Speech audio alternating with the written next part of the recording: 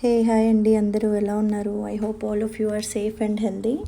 So ఈరోజు నేను little different topic మాట్లాడదాం అనుకుంటున్నాను about work ethics. So experienced వాళ్ళకి ఆల్రెడీ తెలిసి ఉంటుంది, అండ్ యూజువల్గా ఫ్రెషర్స్ చాలామంది ఛానల్ చూస్తున్నారు కాబట్టి నేను వాళ్ళని ఫోకస్ చేసి చెప్తున్నాను.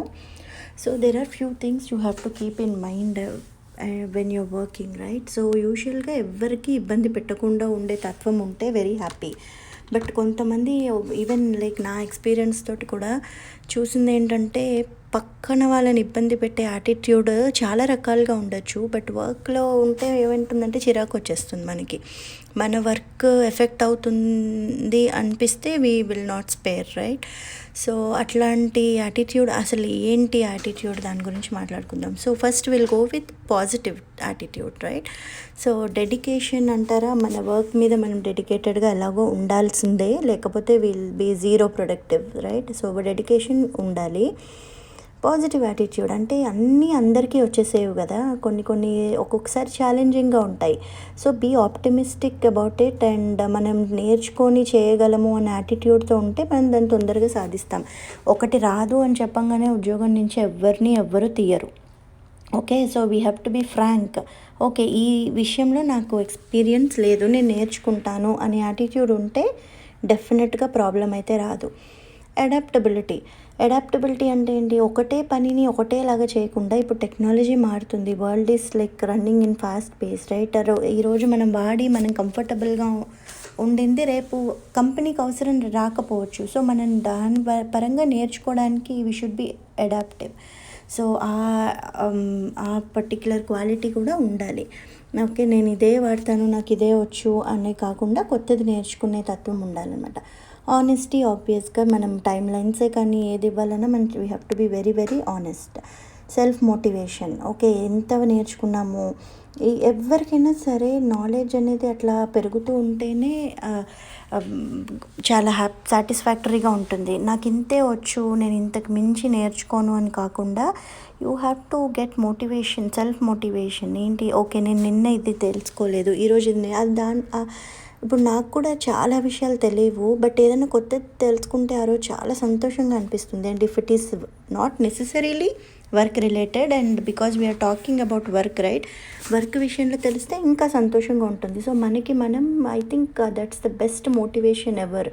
నేను ఎక్కువ బుక్స్ చదవను, నేను నా చుట్టూ చూసే నేను ఎక్కువ మోటివేషన్ తెచ్చుకుంటాను. లైక్ మన కళ్ళ ముందే ఇన్ని కనిపిస్తున్నప్పుడు నాకు ఇంకా టైం కూడా లేదు కొత్తగా బుక్స్ చదివి తెచ్చుకోవడానికి. But of course I'm not degrading that. There are so many people who actually get motivated by reading books and everything. But నా పరంగా చూస్తే నేను చుట్టూ అట్మాస్ఫియర్ అండ్ ఎన్వైర్న్మెంట్ బట్టి చూసి తెలుసుకునేవి ఎక్కువ ఉంటాయి. సో సెల్ఫ్ మోటివేషన్ అనేది చాలా important. Grow and learn, obviously, right? మనం నేర్చుకుంటున్న దాన్ని బట్టి, ఎక్స్పీరియన్స్ బట్టి మనం గ్రో అవుతాం. ఫస్ట్ డే 1లోనే నాకు అన్నీ వచ్చేవి కదా. రాను మన ఎక్స్పీరియన్స్తో పాటు కొత్త విషయాలు తెలియడము అండ్ టెక్నాలజీస్ మారుతుండడం బట్టి మనం నేర్చుకోవడం జరుగుతుంది. Same thing self confidence. ఒక విషయం తెలిసి మనం చేసాము అంటే we have to be confident.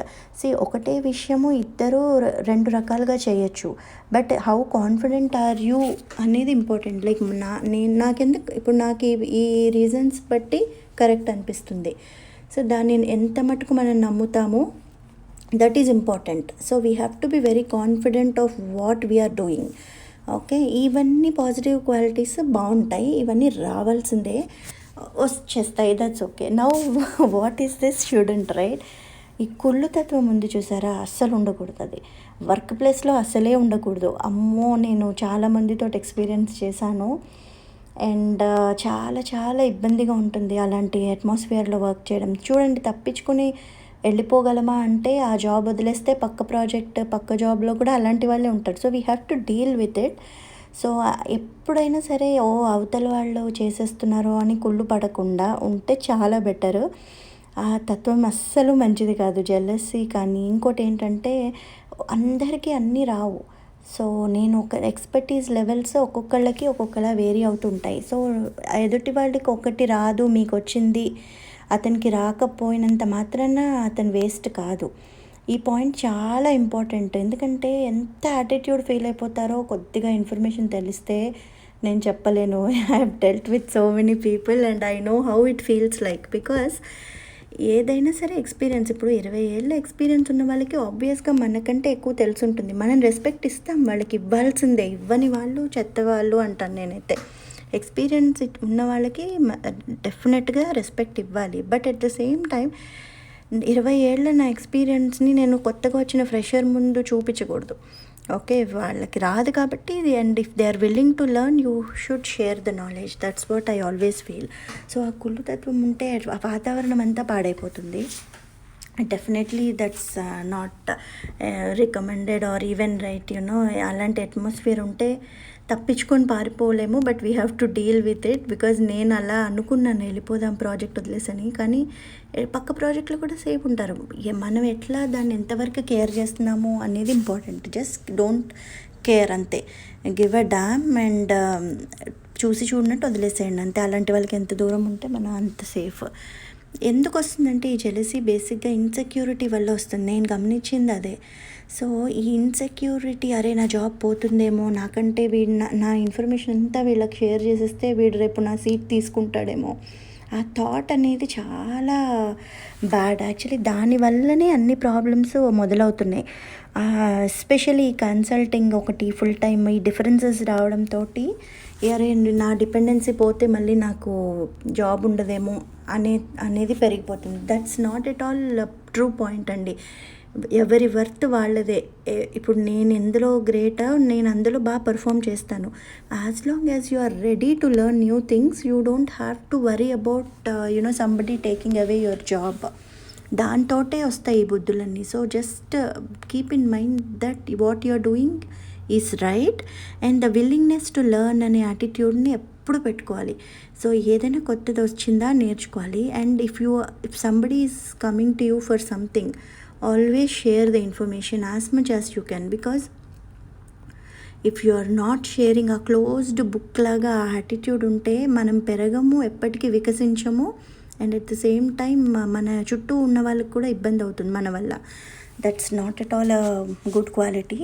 So ఈరోజు నేను ఎందుకు షేర్ చేసుకుంటున్నా అంటే, even like after possessing some experience, నాకే ఒక్కొక్కసారి చాలా కలక్కమంటుంది అనమాట. ఒక్కొక్క రోజు ఎదుటి వాళ్ళ యాటిట్యూడ్, వర్క్ ప్లేస్లో యాటిట్యూడ్, రకరకాల మనస్తత్వాలు చూస్తాం కదా. ఎంత పెద్దవాళ్ళే ఉండి ఎందుకు ఇట్లా చేస్తున్నారు అని. బట్ ఎందుకు చేస్తారు అనేది మనకు తెలీదు. చేస్తారు, డెఫినెట్గా చేస్తారు. సో మనము ఎట్లా డీల్ చేస్తామో, ఎంతవరకు వాళ్ళని పట్టించుకుంటున్నాము అనేది మన చేతిలో ఉంది. కాబట్టి only thing we have to do is just ignore. మన పాజిటివ్ యాటిట్యూడ్ ఏదైతే ఉందో అది కంపల్సరీ మనం రీటైన్ చేసుకోవాలి. ఇలాంటి చెత్త క్వాలిటీస్ ఏవి మనని ఇబ్బంది పెట్టకూడదు. మన క్వాలిటీస్ని ఎఫెక్ట్ చేయకుండా చూసుకోగలిగితే then that's it, we are good. అంటే మనం తట్టుకున్నాము, ప్రొఫెషనలిజంలో కరెక్ట్గా ఉన్నాము, and we are maintaining our work ethics అనే కాన్ఫిడెన్స్ వస్తుంది. So I just felt like sharing this అండి.